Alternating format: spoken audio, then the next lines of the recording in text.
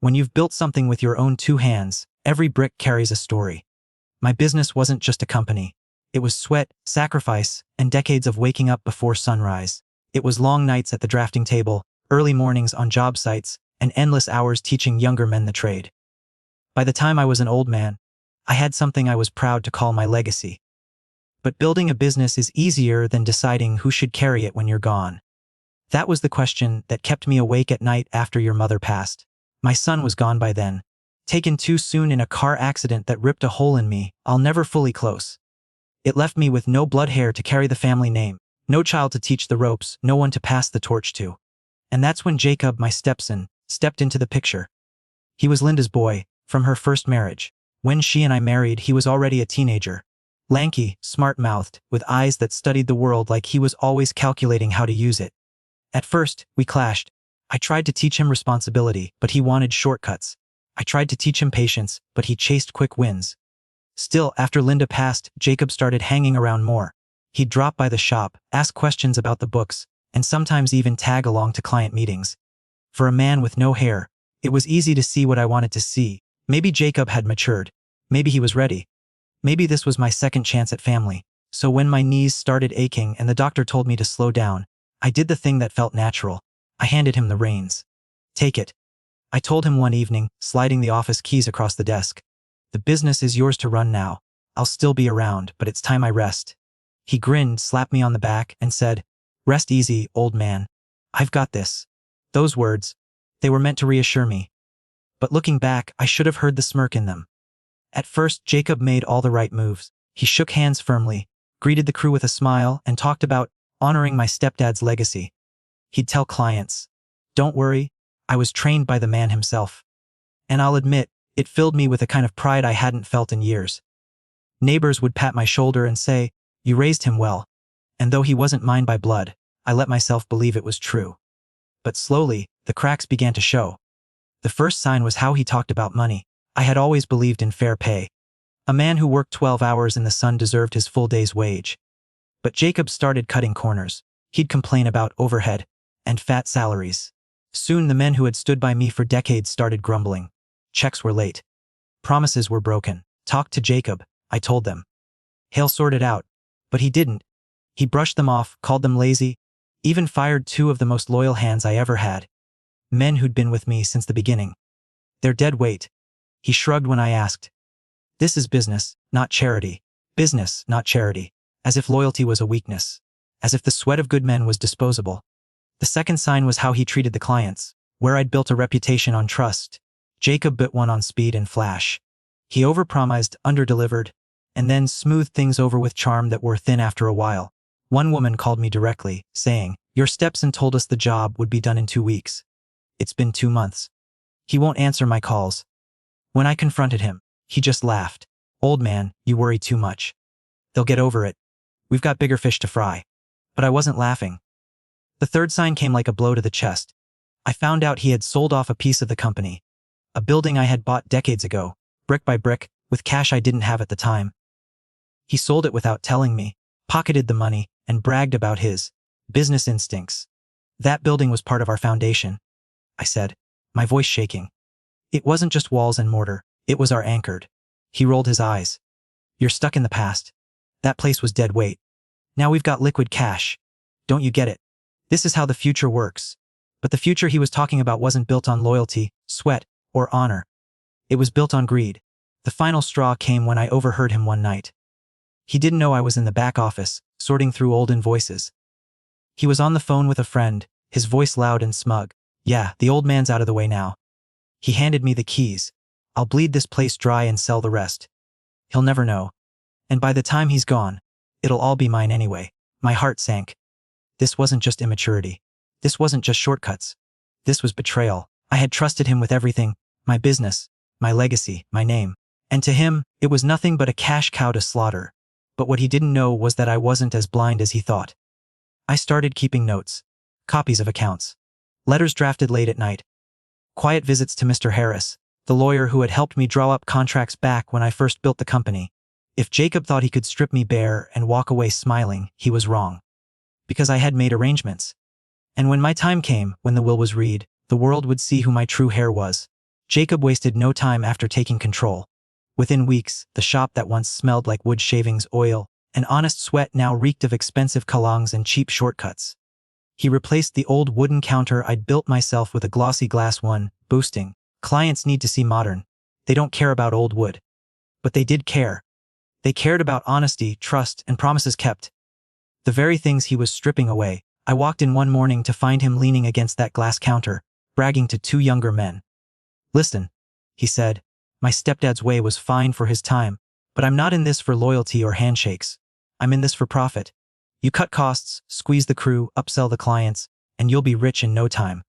The boys laughed nervously, unsure if they were supposed to admire him. I stood in the doorway, my jaw tight. He saw me, gave a wink, and said, "Don't worry, old man, we've got this."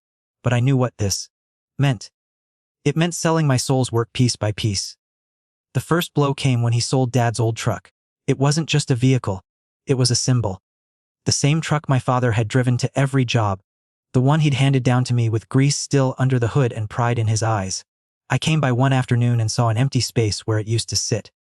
"Where's the truck?" I asked, my voice sharp. Jacob smirked. "Sold it. Got a nice deal too. You should have done it years ago." That thing was a dinosaur. My chest burned. That truck was family history. He shrugged. History doesn't pay the bills. But it did more than that. It carried dignity. Something he'd never understand. Then came the layoffs. Men who had worked with me for 30 years were suddenly dispensable. He slashed their hours, cut their benefits, and when they complained, he fired them on the spot. I begged him to reconsider. These men stood by me through storms, through lean years. You can't just throw them away. Jacob leaned back in the office chair, my chair, and smirked. "Loyalty doesn't keep lights on. Efficiency does. You're living in the past." But I wasn't living in the past. I was watching him burn the future. The humiliation only grew. One night, he invited me to a dinner with new investors. I thought maybe, just maybe, he'd listen to me in front of outsiders. But instead, he raised his glass, laughed, and said, "This old man used to run things with a handshake and a prayer. Now, I'm running it with brains and strategy. He should be grateful I'm saving him from bankruptcy." The table erupted in laughter. My face burned red. I wanted to shout, to tell them the truth, that this business had been thriving until Jacob sank his claws into it. But I stayed silent. Because shouting at arrogance doesn't destroy it. Truth does. And truth has its own clock. The more he gained, the more reckless he became. He bought himself a luxury car, bragged about vacations, and even moved into a new house far bigger than he needed. But the money wasn't his. It was the company's. It was mine.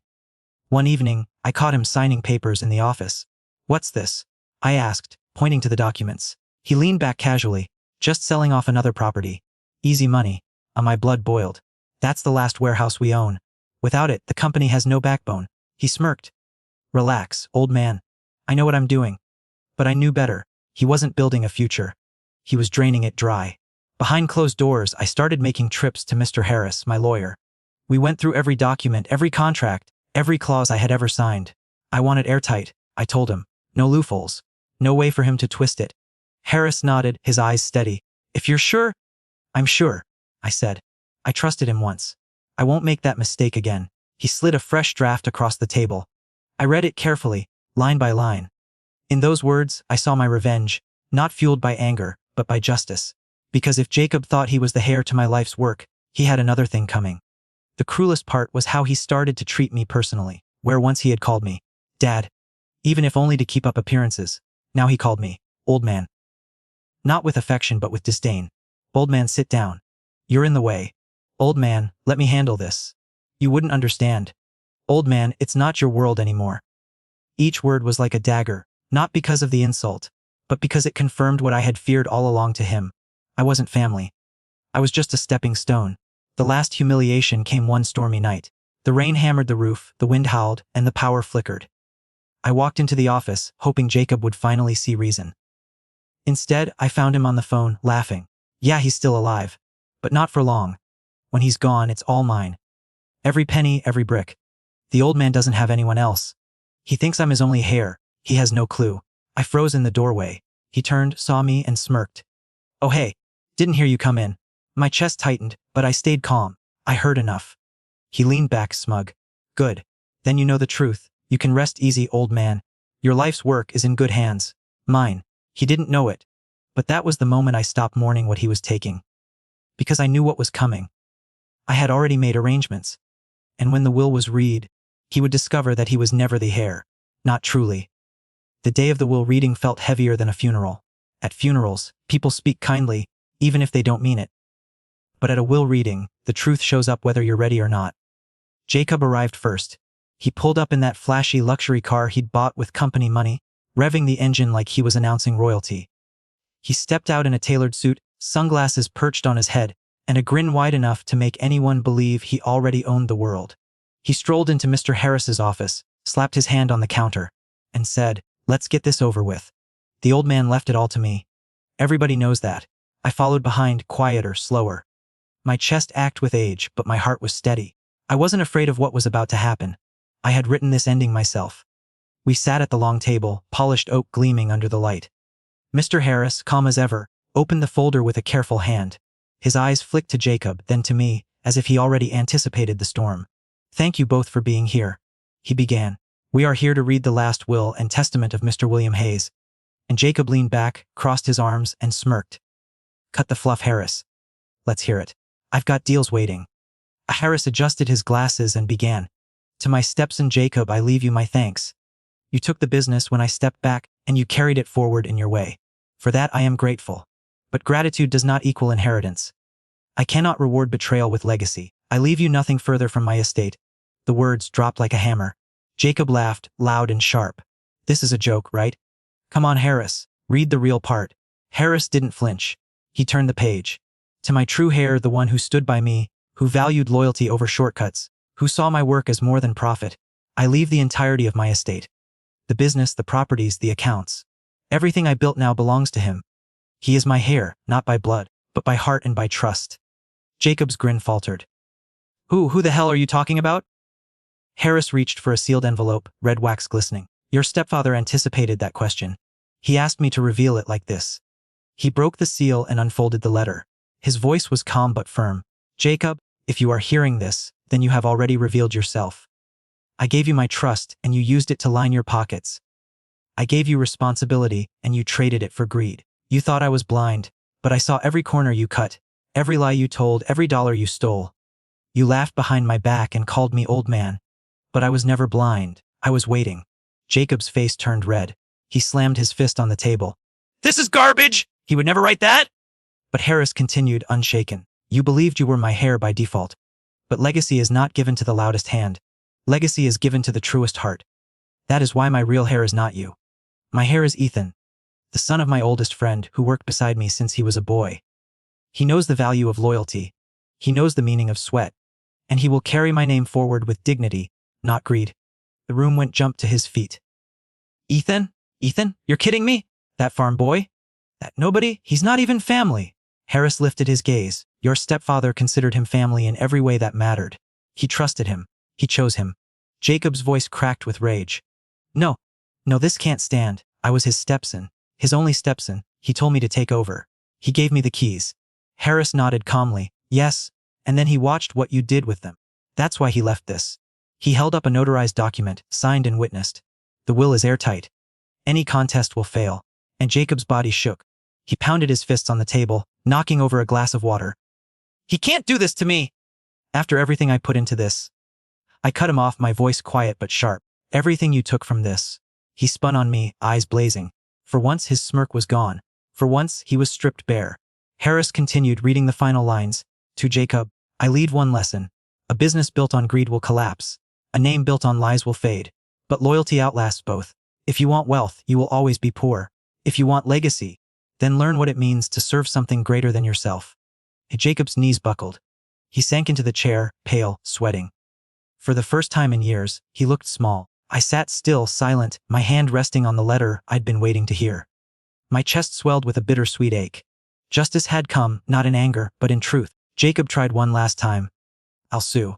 I'll fight this in court." Harris raised a hand. "You'll waste your money. Multiple copies of this will are filed. Witnesses have signed. Your stepfather prepared for you." Jacob's mouth opened, then closed again. His hands shook.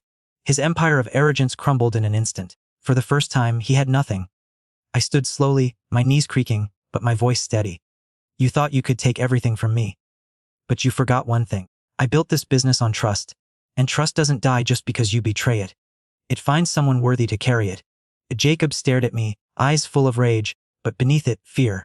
Because he knew the truth. He had lost, and he would never get it back. The hallway outside Mr. Harris's office felt like the quiet after a storm. Branches still dripping, air scrubbed clean, everything sharper than before. Jacob stumbled out first. Sunglasses clenched in his fist, the swagger knocked out of his stride. For months he'd moved like he owned the ground. Now he stared at it, as if waiting for it to open and swallow him. I paused at the threshold, a hand on the doorframe to steady my knees. There's a peculiar stillness that follows justice. It doesn't clap or cheer. It breathes. It lets your bones remember what it's like to stand without bracing. Don't think this is over. Jacob muttered without turning around. The words were bark without teeth. It's over, I said, not unkindly. And it ended the way it should have. He shoved the sunglasses onto his face and marched toward the parking lot. The luxury car chirped when he pressed the key fob. For a moment he just stood there, door open, engine idling, the heat pouring out like breath. Then he slammed the door and drove off too fast, tires hissing against the grit. There were no victory horns left in him. Only retreat. I stayed a while in the shade and drew a slow breath. The will in my pocket felt heavier than paper should, as if it contained the weight of every morning spent on the yard, every handshake, every invoice squared up to the penny. The truth does that. It carries the weight you thought you'd lost. Harris stepped out behind me. You sure you don't want me to walk you to the truck? I've walked this town since the road was gravel. I said with a small smile. I think I can make it to the curb. He nodded, then put a hand on my shoulder. The same warm, grounded pressure a foreman uses when he says, "We'll get it done. He'll thrash around. Pride does. Call me if he rattles doors that aren't his anymore." I will. I made my way down the steps. Across the street, the feed store bell dinged as a boy shouldered a sack of seed and laughed with a girl who was pretending not to watch him. The ordinary had resumed, which is the best ending there is. Ethan was waiting at the shop when I pulled up. He stood in the doorway the way good men stand. Shoulders square, hands clean but not soft, eyes honest. He'd worked beside me since he was 15, sanding rails in July heat, learning the art of good enough, and then deciding good enough wasn't. How'd it go? He asked, though he could see the answer on my face. As your grandmother used to say, I told him, the Lord sets the table in his time. His smile came slow and full. We didn't hug, we don't always need to. We stepped inside. The air held the old smells, pine, oil, rain, damp concrete. But underneath was the faint cologne Jacob had sprayed like ownership. I opened the front and back doors, propped them with cinder blocks, and let the building breathe. First order of business, I said, flicking the switch that made the ancient exhaust fan grumble to life, is turning this place back into itself. Ethan grinned and started a list on the chalkboard. Call crew, audit accounts, fix Mrs. Dodd's porch, replace glass counter. He paused, chalk hovering. And the rule sheet. Put it right where everyone's eyes land when they walk in.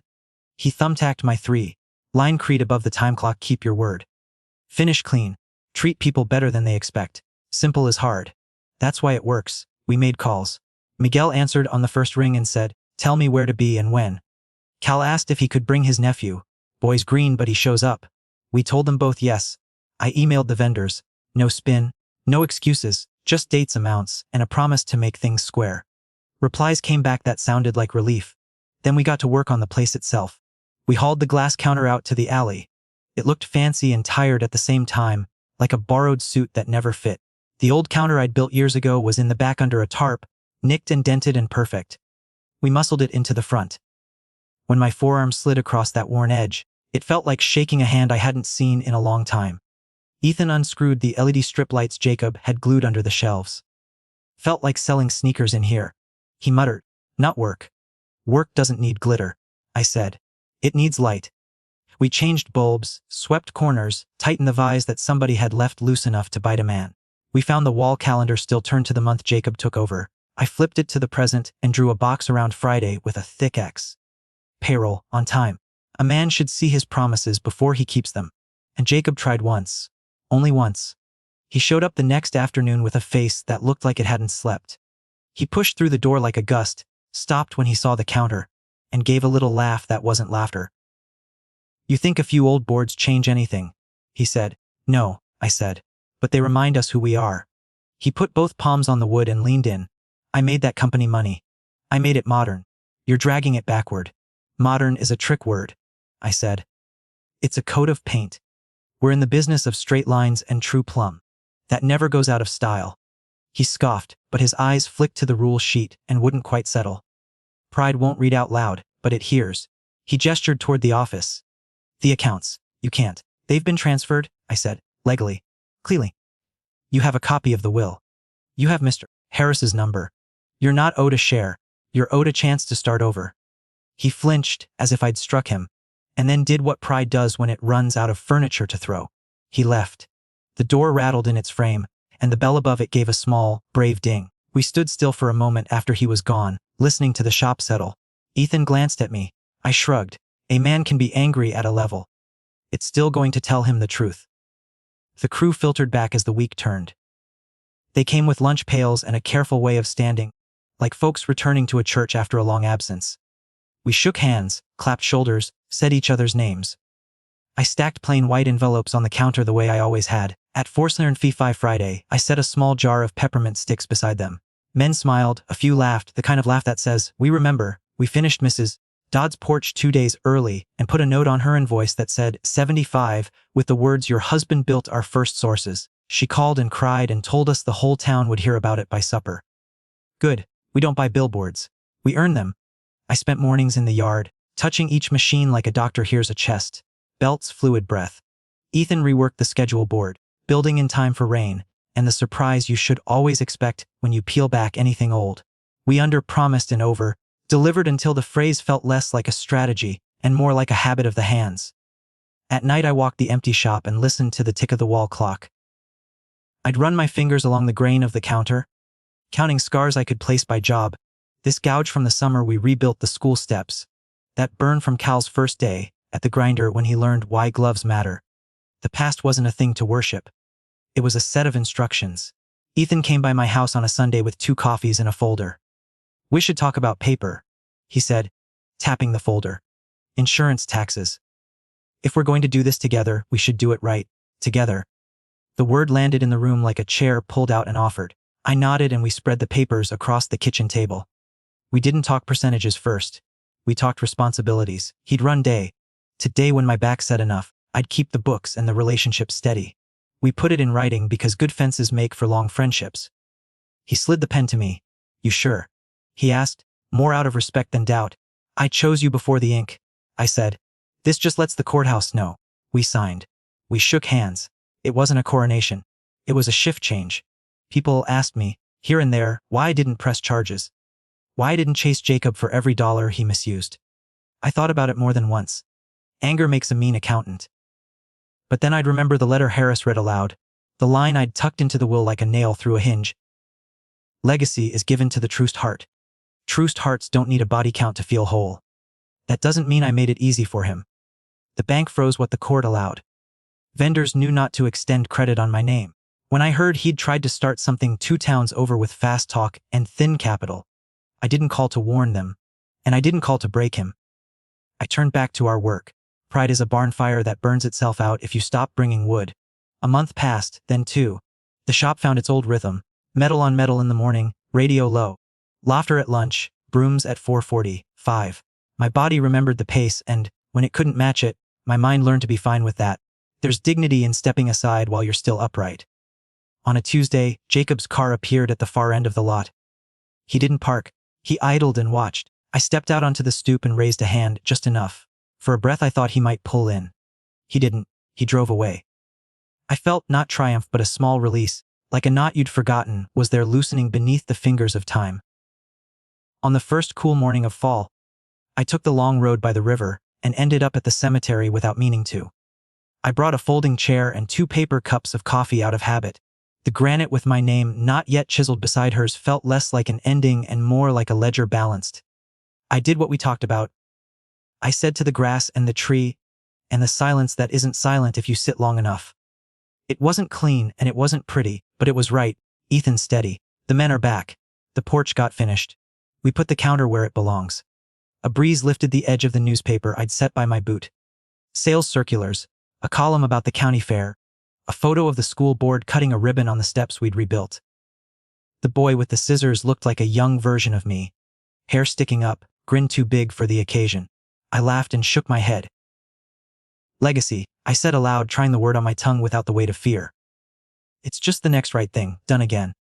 On my way back, I stopped at the bakery. The girl behind the counter tossed a smile that said, "Good to see you." I bought a box of cinnamon rolls for the crew and one small bag for myself, and the notion of sharing. When I set the box on the counter at the shop, Miguel whistled low. "Boss is feeling generous." "Don't get used to it," I said, "but do get used to this. Friday envelopes will stay thick and punctual." He tapped the brim of his cap. "That's the only sweetness we need.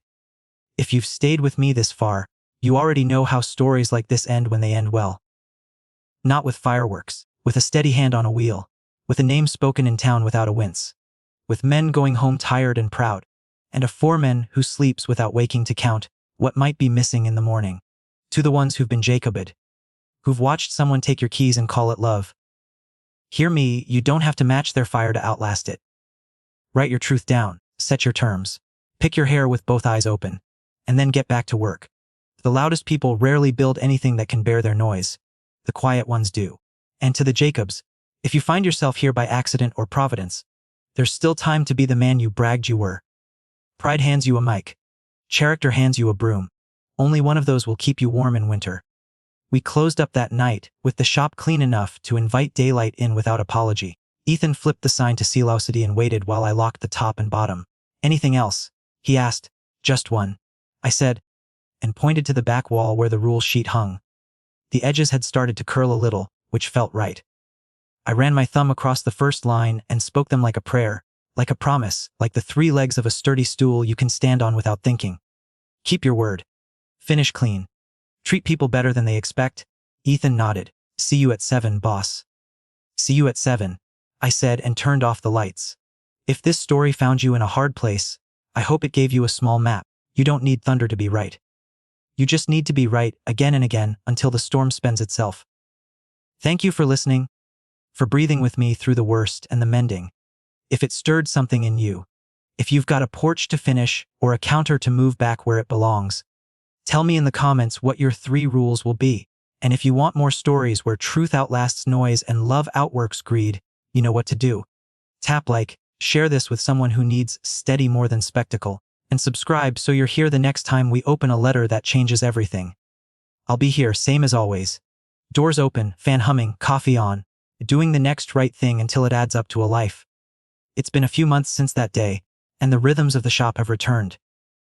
The machines hum at the right pitch. The men walk in with the kind of pride you can't fake, and the invoices come and go without the usual tension. The business isn't just thriving again. It's living in the way it was meant to, with respect for the people who built it and the ones who keep it standing. And Jacob, I've heard rumors. Rumors about another project he tried to start, flashy ideas and empty promises, no sweat, no heart. The same things that used to smell like success now just smell like desperation. He's bounced from partner to partner, trying to play the game, but you can't outsmart karma. You can't fool the world forever. And when you build your empire on lies, all it takes is one gust of wind to tear it down. But I've stopped worrying about it. I've got enough to focus on. The men here, the ones who stayed, the ones who came back, they are my focus now.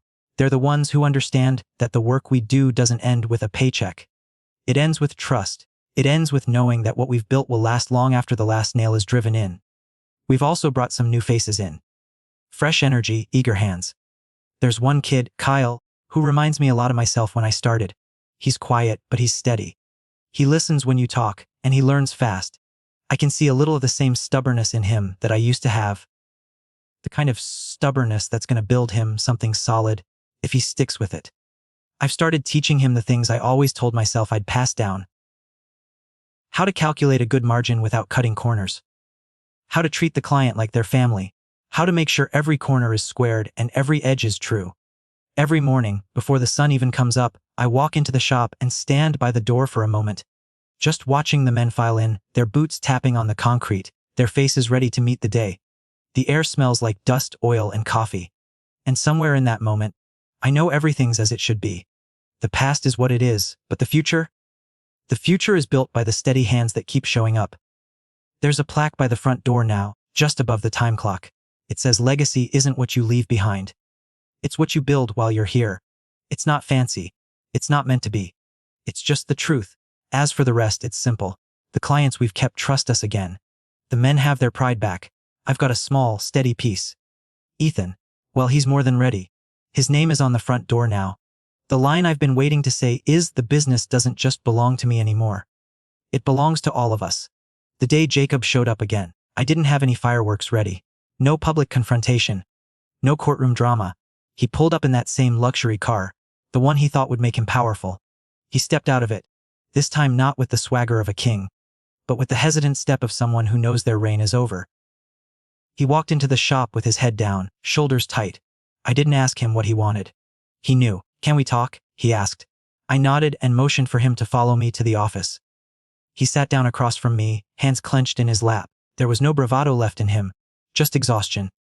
The kind that comes when you know you've burned your last bridge. I'm done, he said quietly. I lost everything. I thought I was smarter than you. But I was wrong. I didn't speak right away. I just watched him. I could see the younger man in him, the one I'd tried to teach, the one who had just been too eager to take shortcuts. You should have listened, I said, my voice steady but not unkind. I told you once, loyalty is what lasts. Greed doesn't build anything worth having. He looked up at me then, his eyes searching mine, maybe for an answer, maybe for something he could hold on to, but there was no shortcut for what he needed. No quick fix for the mess he had made. I don't know what to do now, he said, voice cracking. Start over, I said. That's all any of us can do. But you have to rebuild trust before you rebuild anything else. If you're willing to work, I know a few men who could use a hand. You're welcome to join them.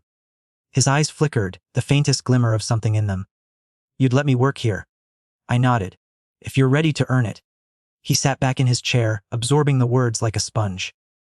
Maybe it was too little, too late. Maybe it was too much to ask of him, but for the first time he seemed to understand. Thanks, he said quietly, standing up and turning to leave. Don't thank me yet, I said. You haven't earned it. Days passed, and life in the shop found its rhythm again. Ethan took over the crew, and I focused on the books, the clients, and the relationships that had always mattered most.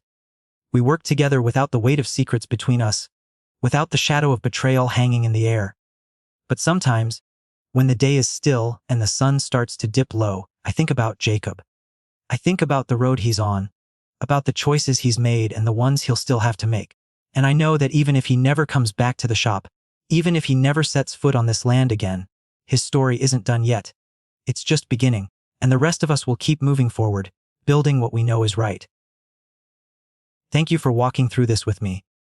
If you've been through something similar, if you've watched someone you trusted fall into greed, I hope this story reminds you that legacy isn't about holding on to things.